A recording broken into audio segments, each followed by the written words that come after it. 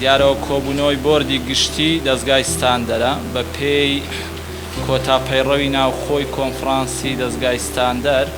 پەیڕەوی ناوخۆ لە شێوەی پەرلەمانە لە ناو دەستگای ستاندەر لێ پێچینەوە بە دوواداچوون دەکات لە بۆی شوکارەکانی سکرتارێتی دەستگای ستاندەر.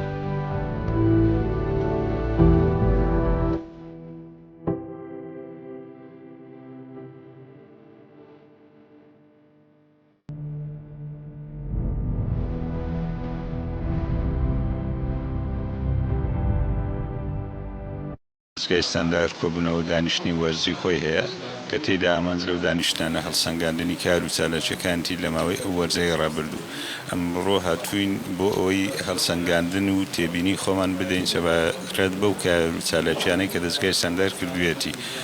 تێیدا من دەستخۆشی لە بەشەکان دەکەم سەرباری ئەو ئاستەنجە سەحیانەی کە هەبوون لەو منتیقەیە هەموو بەشەکان کار و چالەکی باشیان کردووە. ئێمەش سەرنج و تێبینی خۆمان ئاراستەیان کردووە و هیوای سەرکەوتنیان بۆ دەخوازم.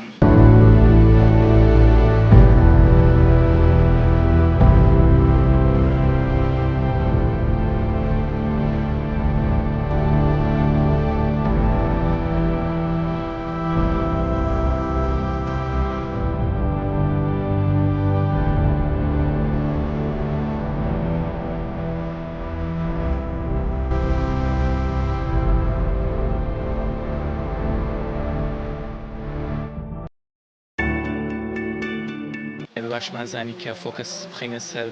بابەتێکی گرنگ و هەمەلایەن ئەویش بریتە لەو دۆخە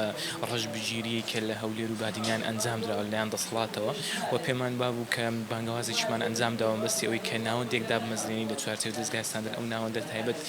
کاروباری بۆ ئەوە بێ کە بەدەچوون بۆ دۆسیی ڕۆژنامەنووسان و زیندانانی سیاسی و چالاوانانی مەدەنی بکاوە سەڵاتی کوردی بگوترێت کە دەبێت ڕۆژنامەنووسان و چالاوانانی مەدەنی لە چوارچێوەی یاسای ڕۆژنامەگەری کوردی مامەڵەیان لەگەڵ بکرێت کە یاسای ژمارە 35 ساڵی 2007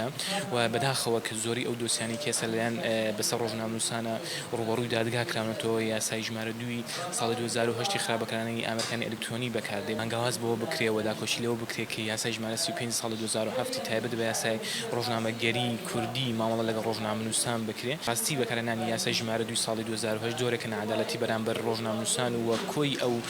مەلەفە سیاسانێک کە لە هەرێمی کوردستان هەیە.